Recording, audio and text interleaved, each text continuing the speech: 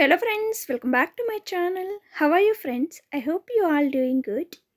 ಇವತ್ತಿನ ಈ ವಿಡಿಯೋದಲ್ಲಿ ಎಲ್ಲರೂ ತುಂಬ ಇಷ್ಟಪಟ್ಟು ತಿನ್ನುವ ನುಗ್ಗೆಕಾಯಿ ಸಾಂಬಾರ್ ರೆಸಿಪಿ ನೋಡ್ತಾ ಇದ್ದೀವಿ. ಒಂದು 5 ರಿಂದ 6 ನುಗ್ಗೆಕಾಯಿ ಇದ್ರೆ ಸಾಕು. 15 ರಿಂದ 20 ಜನಕ್ಕೆ ಸಾಕಾಗುವಷ್ಟು ಸಾಂಬಾರನ್ನು ಯಾವ ರೀತಿ ಮಾಡಬೇಕು ಎಂಬುದನ್ನು ಈ ವಿಡಿಯೋದಲ್ಲಿ ನೋಡ್ತಾ ಇದ್ದೀವಿ ಫ್ರೆಂಡ್ಸ್. ತುಂಬ ಜನ ನುಗ್ಗೆಕಾಯಿ ಸಾಂಬಾರನ್ನ ಕುಕ್ಕರಲ್ಲಿ ಪ್ರಿಪೇರ್ ಮಾಡೋಕ್ಕಾಗಲ್ಲ, ನುಗ್ಗೆಕಾಯಿಗಳೆಲ್ಲ ಒಡೆದೋಗುತ್ತೆ ಅಂತಾರೆ.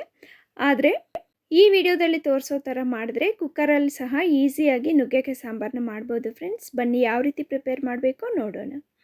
ಒಂದು ಕುಕ್ಕರ್ ತೊಗೊಂಡು ಒಂದು 250 ಗ್ರಾಮ್ ಅಷ್ಟು ತೊಗರಿಬೇಳೆಯನ್ನು ಸೇರಿಸ್ಕೊಳ್ಳಿ. 250 ಗ್ರಾಮ್ ತೊಗರಿಬೇಳೆಗೆ 30 ಗ್ರಾಮ್ ಹೆಸರುಬೇಳೆಯನ್ನು ಸೇರಿಸ್ಕೊಳ್ಳಿ. ಸೇರಿಸಾದ್ಮೇಲೆ ಒಂದು 2-3 ಸಲ ಬೇಳೆನ ನೀಟಾಗಿ ವಾಶ್ ಮಾಡ್ಕೊಳ್ಳಿ. ಹೆಸರುಬೇಳೆಯನ್ನು ಸೇರಿಸೋದ್ರಿಂದ ಸಾಂಬಾರು ತಿಕ್ಕಾಗುತ್ತೆ, ಅದೇ ರೀತಿ ಟೇಸ್ಟ್ ಸಹ ಚೆನ್ನಾಗಿರುತ್ತೆ. ಈಗ ಒಂದು 2 ಟೊಮೆಟೊವನ್ನು ಚಿಕ್ಕದಾಗಿ ಕಟ್ ಮಾಡ್ಕೊಂಬಿಟ್ಟು ಹಾಕ್ಕೊಳ್ಳಿ. ಈಗ ನೀರನ್ನ ಆ್ಯಡ್ ಮಾಡ್ಕೋಬೇಕು. ಇಲ್ಲಿ ನಾನು ಹಾಟ್ ವಾಟರ್ನ ಯೂಸ್ ಮಾಡ್ತಾ ಇದ್ದೀನಿ. ಹಾಟ್ ವಾಟರ್ನ ಸೇರಿಸ್ಕೊಂಡ್ರೆ ಬೇಳೆ ಬೇಗ ಕುಕ್ ಆಗುತ್ತೆ. ಈಗ ಒಂದು ಮೀಡಿಯಮ್ ಸೈಜ್ ಆಲೂಗಡ್ಡೆಯನ್ನು ತಗೊಂಡ್ಬಿಟ್ಟು ಚಿಕ್ಕ ಪೀಸ್ಗಳಾಗಿ ಕಟ್ ಮಾಡ್ಕೊಳ್ಳಿ. ಅದೇ ರೀತಿ ನುಗ್ಗೆಕಾಯಿನ ಸಹ ಈ ರೀತಿ ಚಿಕ್ಕ ಪೀಸ್ಗಳಾಗಿ ಕಟ್ ಮಾಡ್ಕೊಂಡ್ಬಿಟ್ಟು ವಾಟರಲ್ಲಿ ಹಾಕ್ಕೊಂಬಿಡಿ. ನಾವು ಮಾಡೋ ಸಾಂಬಾರು ಜಾಸ್ತಿ ಜನಕ್ಕೆ ಒದಗಿ ಬರಬೇಕು ಅಂದರೆ ತೊಗರಿ ಬೇಳೆಗೆ ಸ್ವಲ್ಪ ಹೆಸರುಬೇಳೆಯನ್ನು ಸೇರಿಸ್ಕೋಬೇಕು. ನೋಡಿ ಫ್ರೆಂಡ್ಸ್, ಆಫ್ಟರ್ 3 ವಿಸಿಲ್ಸ್ ಆದಮೇಲೆ ಬೇಳೆ ಎಲ್ಲ ಚೆನ್ನಾಗಿ ಕುಕ್ ಆಗಿದೆ. ಈಗ ಕಲ್ಲುಪ್ಪನ್ನು ನಮಗೆ ಟೇಸ್ಟ್ಗೆ ತಕ್ಕನಾಗಿ ಸೇರಿಸ್ಕೊಂಡ್ಬಿಟ್ಟು ಕಟ್ ಮಾಡ್ಕೊಂಡಿರುವಂಥ ಆಲೂಗಡ್ಡೆ ಮತ್ತು ನುಗ್ಗೆಕಾಯನ್ನು ಸೇರಿಸ್ಕೊಳ್ಳಿ. ಆಮೇಲೆ ಕುಕ್ಕರನ್ನು ಕ್ಲೋಸ್ ಮಾಡಿಬಿಟ್ಟು ಒಂದು 1/2 ವಿಸಿಲ್ ತರಿಸ್ಕೋಬೇಕು ಫ್ರೆಂಡ್ಸ್. ಅಂದರೆ ಕುಕ್ಕರ್ 1 ವಿಸಿಲ್ ಬರೋಕ್ಕಿಂತ ಮುಂಚೆನೇ ಸ್ಟವ್ ಆಫ್ ಮಾಡಿಬಿಡಬೇಕು. ಈಗ ಒಂದು ಬೌಲ್ ತಗೊಂಡು ದೊಡ್ಡ ಸೈಜ್ ನಿಂಬೆಹಣ್ಣಷ್ಟು ಹುಣಸೆ ಹಣ್ಣನ್ನು ನೆನೆಸಿಟ್ಕೊಳ್ಳಿ. ನೋಡಿ ಫ್ರೆಂಡ್ಸ್, ಒಂದು ವಿಸಿಲ್ಗಿನ್ನ ಮುಂಚೆನೇ ಸ್ಟವ್ ಆಫ್ ಮಾಡಿಬಿಟ್ಟು ಪ್ರೆಷರೆಲ್ಲ ನಾವೇ ತೆಗೆದುಬಿಟ್ರೆ ಈ ರೀತಿ ನುಗ್ಗೆಕಾಯಿ ಒಡಿದಿರ ನೀಟಾಗಿರುತ್ತೆ ಕುಕ್ಕರಲ್ಲಿ ಕುಕ್ ಮಾಡಿದ್ರೂ. ಈಗ ಒಂದು 1/2 ಟೇಬಲ್ ಸ್ಪೂನಷ್ಟು ಅರಿಶಿಣದ ಪುಡಿ, 2 ಟೇಬಲ್ ಸ್ಪೂನಷ್ಟು ಸಾಂಬಾರ್ ಪೌಡರ್ ಸೇರಿಸ್ಕೊಂಬಿಟ್ಟು ನೀಟಾಗಿ ಮಿಕ್ಸ್ ಮಾಡ್ಕೊಂಬಿಡಿ.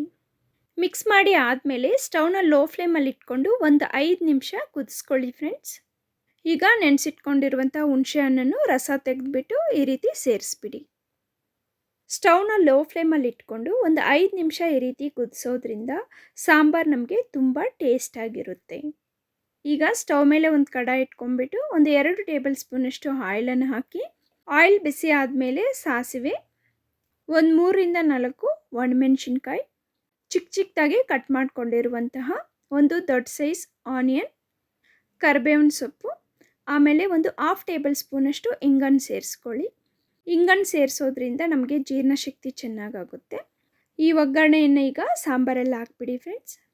ಈಗ ಸಾಂಬಾರಿಗೆ ಫೈನಲ್ ಟಚ್ ಆಗಿ ಕೊತ್ತಂಬರಿ ಸೊಪ್ಪನ್ನು ಸೇರಿಸ್ಕೊಂಡ್ಬಿಟ್ಟು ಇನ್ನೊಂದು ಸಲ ನೀಟಾಗಿ ಮಿಕ್ಸ್ ಮಾಡ್ಕೊಂಬಿಡಿ.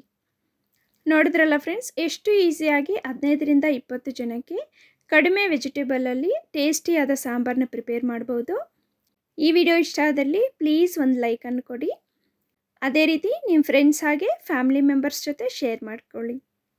ಇಂತಹ ಮತ್ತಷ್ಟು ವಿಡಿಯೋಗಳಿಗಾಗಿ ನಮ್ಮ ಚಾನಲನ್ನು ಸಬ್ಸ್ಕ್ರೈಬ್ ಮಾಡಿಕೊಳ್ಳಿ. ಸಬ್ಸ್ಕ್ರೈಬ್ ಮಾಡಿಕೊಂಡ ನಂತರ ಪಕ್ಕದಲ್ಲೇ ಇರುವಂತಹ ಬೆಲ್ಲೈಕಾನನ್ನು ಕ್ಲಿಕ್ ಮಾಡೋದು ಮಾತ್ರ ಮರೆಯಬೇಡಿ. ಬೆಲ್ಲೈಕಾನ್ ಕ್ಲಿಕ್ ಮಾಡಿದ್ರೆ ಇಡೋ ಪ್ರತಿ ವಿಡಿಯೋ ಫಸ್ಟ್ ನೋಟಿಫಿಕೇಷನ್ ನಿಮಗೆ ರೀಚ್ ಆಗುತ್ತೆ. ಸಾಧ್ಯ ಆದರೆ ನಿಮ್ಮ ಮನೆಗೆ ಜಾಸ್ತಿ ಜನ ನೆಂಟರು ಬಂದಾಗ ಈ ರೆಸಿಪಿನ ಒಂದ್ಸಲ ಟ್ರೈ ಮಾಡಿ, ತುಂಬ ಚೆನ್ನಾಗಿರುತ್ತೆ. Thank you for watching and have a great day.